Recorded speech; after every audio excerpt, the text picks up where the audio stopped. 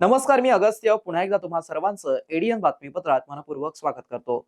आज दिवसभरात घडलेल्या संपूर्ण घटनांचा आढावा आपल्याला घ्यायचाच आहे, परंतु त्या अगोदर नजर टाकूया आज दिवसभरात घडलेल्या काही महत्त्वाच्या आणि ठळक घडामोडींवरती।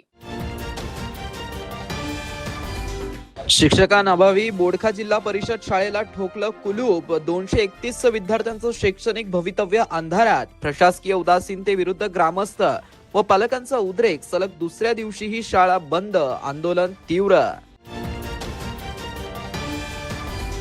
तर बेडकाच्या तावडीत अडकलाय नागाचं पिल्लू, सर्पमित्रांनी दोघांनाही दिलं जीवनदान, संभाजीनगरातील दुर्मिळ घटना।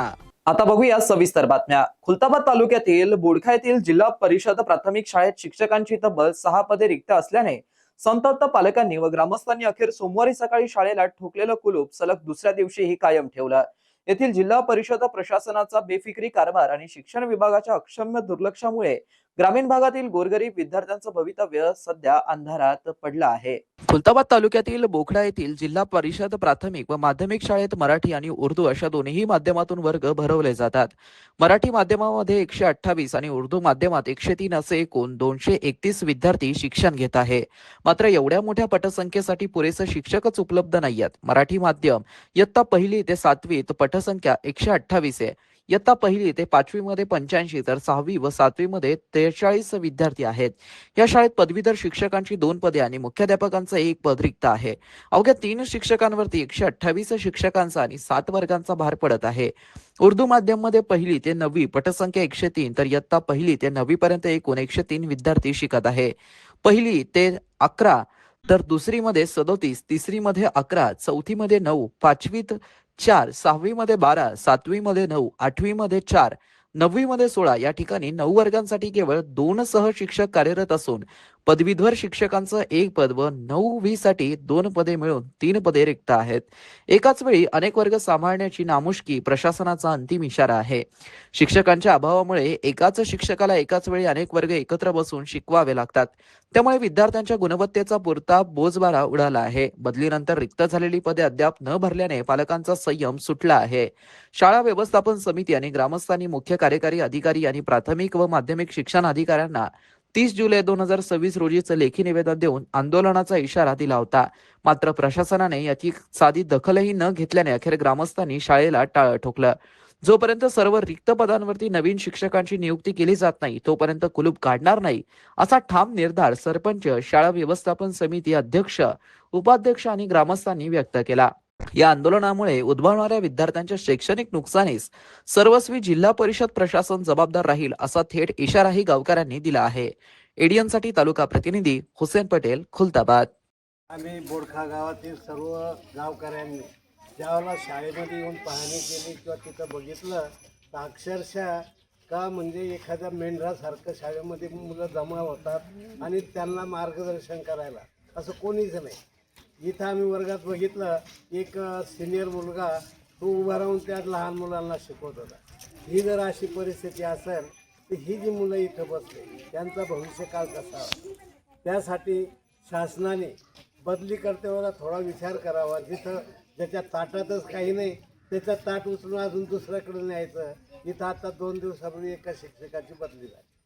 आता बदली होण्याचं कारण काय, इथं जर नाही आहे तर त्याची बदली व्हायलाच नको होते। आता हे शासन आमकं यावरच्या गोष्टी आम्ही लोक गावकरी फक्त आम्हाला एवढंच पाहिजे का ह्या मुलांच्या दृष्टीने जेवढी स्ट्रेंथ आहे त्यांच्या दृष्टीनं शिक्षक पाहिजे।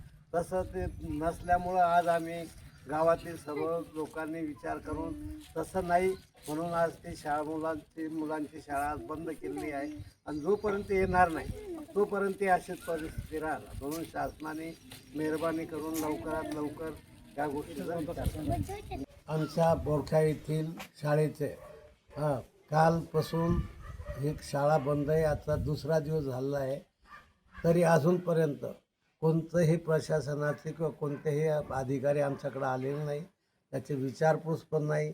आणि ह्या मुलांचे जे भवितव्य आहे, आज बिचारे अक्षरशः ते घरी बसलेले आहे. तर आमच्यासाठी उर्दू माध्यम आणि मराठी माध्यम यांच्यासाठी 3-3 शिक्षक लवकरात लवकर पाठवावे, जेणेकरून मुलांचं आणि गावकऱ्यांचे जे काही आज आंदोलन आहे ते समाप्त होईल. आमचा फक्त शासनाने त्यांचा एवढा अंत बघू नये आणि मुलांचं नुकसान करू नये अशी आमची विनंती आहे. म्हणून आमच्या मागणीकडं लवकरात लवकर तुम्ही लक्ष देऊन इकडे हे शिक्षक पाठवा. अंमली पदार्थांचं सेवन, तस्करी व बेकायदेशीर व्यापार रोखण्यासाठी तसेच विविध विभागांमध्ये प्रभावी समन्वय साधण्यासाठी जिल्हास्तरीय अंमली पदार्थ विरोधी कार्यकारी समितीची बैठक आज जिल्हाधिकारी कार्यालयामध्ये जिल्हाधिकारी यांच्या अध्यक्षतेखाली संपन्न झाली आहे. बैठकीस जिल्हा पोलीस अधीक्षक प्रकाश जाधव, जिल्हा परिषदेचे मुख्य कार्यकारी अधिकारी मिन्नू पीएम, अंमली पदार्थ विरोधी टास्क फोर्सचे उपअधीक्षक सचिन गाडवे, अन्न व औषध प्रशासन, राज्य उत्पादन शुल्क, शिक्षण, न्याय वैद्यक प्रयोगशाळा, MIDC, पोलीस विभाग तसेच संबंधित विभागांचे अधिकारी उपस्थित होते. महाराष्ट्र शासनाच्या गृह विभागाच्या शासन परिपत्रकानुसार तसेच दहशतवाद विरोधी पथक महाराष्ट्र राज्य यांच्या निर्देशानुसार जिल्हा व तालुका स्तरावर अंमली पदार्थ विरोधात प्रभावी उपाययोजना राबवण्यात येत आहे. बैठकीत जिल्ह्यातील अंमली पदार्थांच्या प्रतिबंधासाठी सुरू असलेल्या उपाययोजनांचा आढावा घेण्यात आला. अंमली पदार्थांविरोधात सातत्याने कारवाई करून उत्पादन, वाहतूक, विक्री व सेवन यांना आळा घालण्यासाठी संबंधित विभागांनी समन्वयाने कार्य करण्याच्या सूचना देण्यात आल्या. यावेळी जिल्ह्यातील सुमारे 800 शाळांमध्ये अंमली पदार्थांविरोधात जनजागृती अभियान राबवणं, नशामुक्त पंधरवडा साजरा करणं, पथनाट्यांच्या माध्यमातून वर्षभर जनजागृतीचं कॅलेंडर राबवणं, शाळा, महाविद्यालय व शासकीय कार्यालयांमध्ये अंमली पदार्थांविरोधात शपथ घेणं तसेच पोलीस पाटील मेळाव्यांद्वारे गाव पातळीवरती जनजागृती करण्याबाबत माहिती देण्यात आली.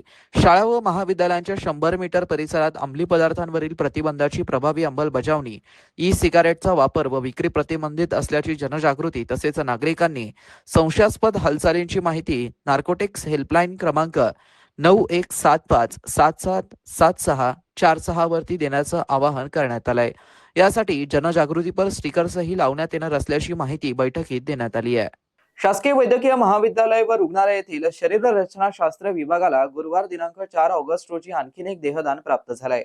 वर्षभरात आतापर्यंत 29 देहदान प्राप्त झाले असून देहदानाविषयी जागरूकता, वैज्ञानिक दृष्टिकोन आणि सामाजिक संस्थांचा सहभाग याचं हे प्रेरणादायी उदाहरण ठरलं आहे. घाटी येथील शरीररचनाशास्त्र विभागाला गुरुवार दिनांक 4 ऑगस्ट रोजी आणखीन एक देहदान प्राप्त झालं. वर्षभरात आतापर्यंत 29 देहदान प्राप्त झाले असून प्राप्त झालेले देहदान कैलासवासी अलका संजीव शिंदे, वय 58 वर्ष, राहणार तारांगण, नाशिक रोड, पडेगाव यांचं असून त्यांच्या कुटुंबियांनी त्यांच्या इच्छेने सन्मान राखत देहदानाची प्रक्रिया पूर्ण केली.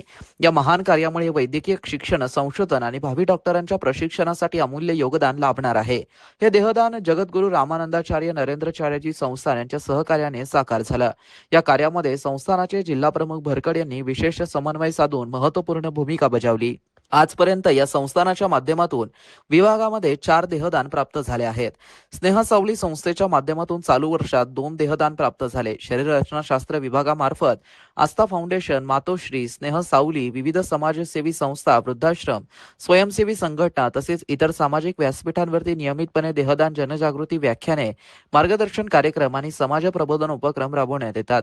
शासकीय वैद्यकीय महाविद्यालय व रुग्णालयाचे अधिष्ठाता डॉक्टर शिवाजी सुकरे यांच्या मार्गदर्शनाखाली तसेच शरीररचनाशास्त्र विभागाच्या विभाग प्रमुख डॉक्टर अर्चना कल्याणकर तुंगेनवार यांच्या नेतृत्वाखाली देहदान जनजागृतीसाठी विविध उपक्रम सातत्याने राबवण्यात येत आहेत.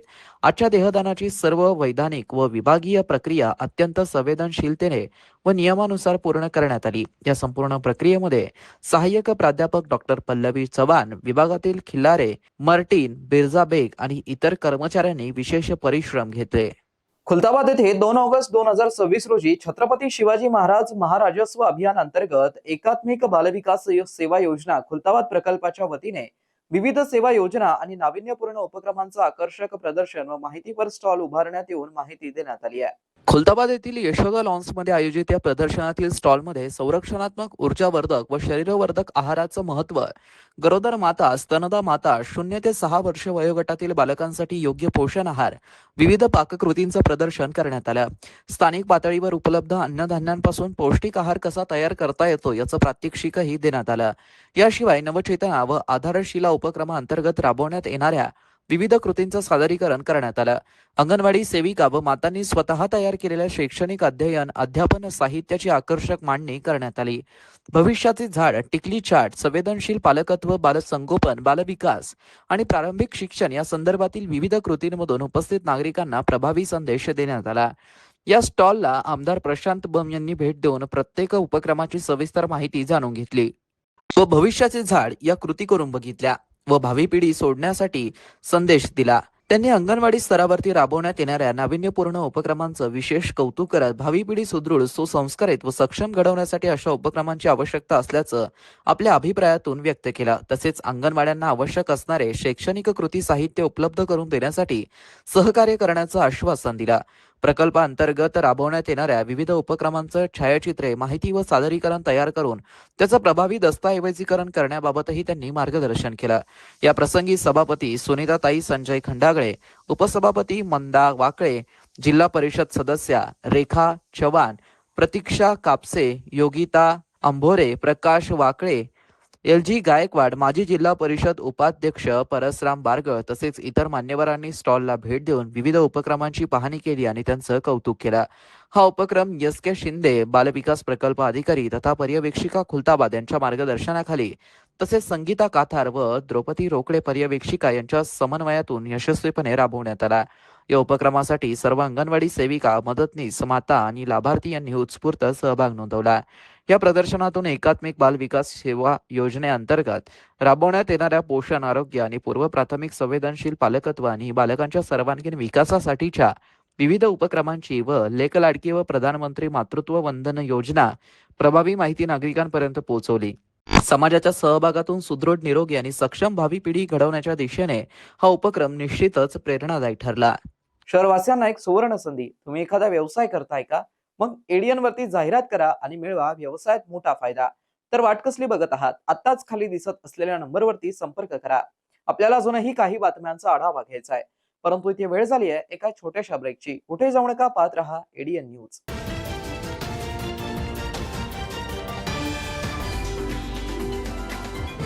सायबर पोलीस ठाणे, पोलीस आयुक्तालय, छत्रपती संभाजीनगर सर्व जनतेस आवाहन करण्यात येते. आजच्या डिजिटल युगात इंटरनेट आपल्या आयुष्याचा अविभाज्य भाग बनलाय. पण जितकं इंटरनेट उपयुक्त आहे तितकंच ते धोकादायकही ठरू शकतं. म्हणूनच सायबर जागरूकता अत्यंत महत्वाची आहे. कोणत्याही अनोळखी व्यक्तीला आपला OTP, ATM पिन, CVV किंवा बँक खात्याची माहिती कधीही सांगू नका.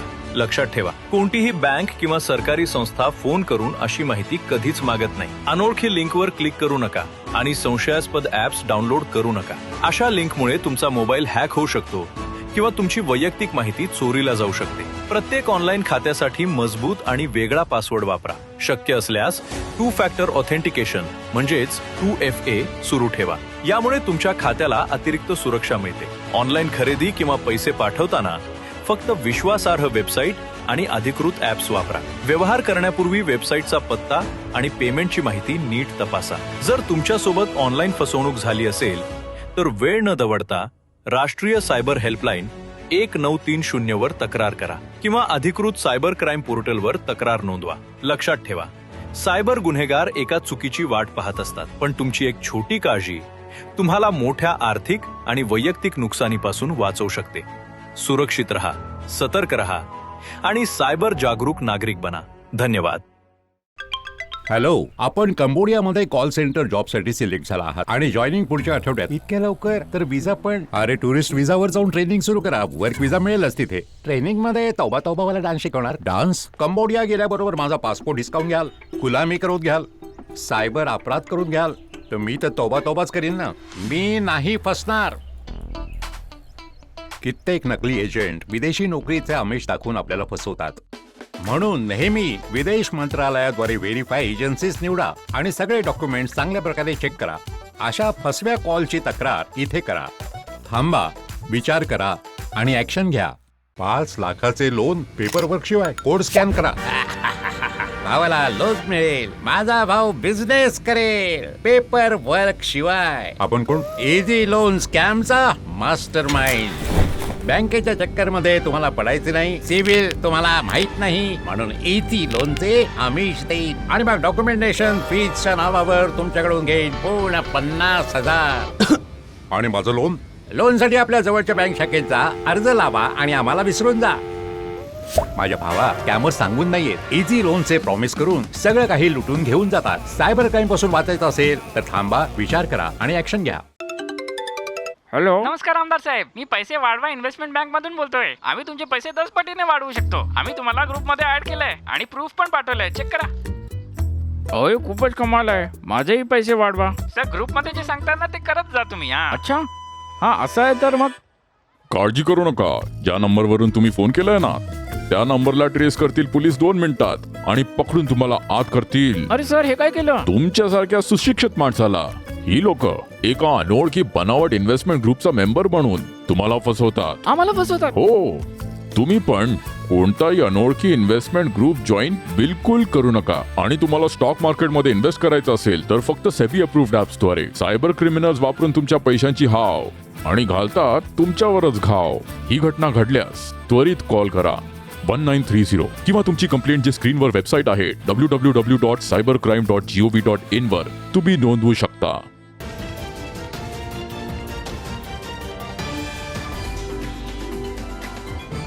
ब्रेक नंतर पुन्हा एकदा स्वागत. आपण बघत आहात एडीएन बातमीपत्र.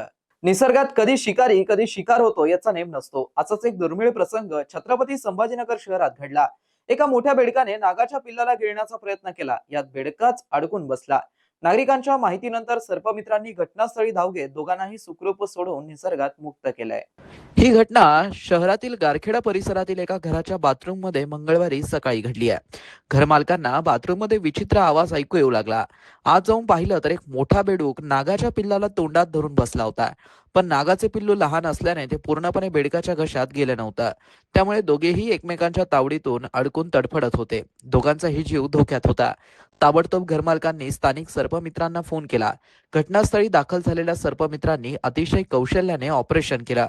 प्रथम त्यांनी बेडकाला कोणतीही इजा होणार नाही याची काळजी घेत त्याच्या तोंडातून नागाच्या पिल्लाला हळुवारपणे बाहेर काढलं. त्यानंतर बेडकाचीही तपासणी करून त्याला पाण्याजवळ सोडून दिला. नागाचे पिल्लू सुमारे 8 ते 10 इंचाचं होतं. त्याला कोणतीही इजा झाली नव्हती. दोघांनाही प्राथमिक तपासणीनंतर शहरालगतच्या जंगलात सुरक्षितपणे सोडण्यात आलं. पावसाळ्यात असे प्रकार वाढतात. बेडूक आणि साप दोघीही अन्नाच्या शोधात घरात येतात. घाबरून जाऊन त्यांना मारू नका. त्वरित सर्पमित्रांना किंवा वनविभागाला कळवा असं आवाहन सर्पमित्रांनी केलंय. ही दुर्मिळ घटना कॅमेऱ्यात कैद झाल्यानंतर सोशल मीडियावरती प्रचंड व्हायरल झाली आहे. सर्पमित्रांच्या वेळीच केलेल्या मदतीमुळे शिकारी आणि शिकार दोघांच्याही जीवाचा धोका टळला आहे.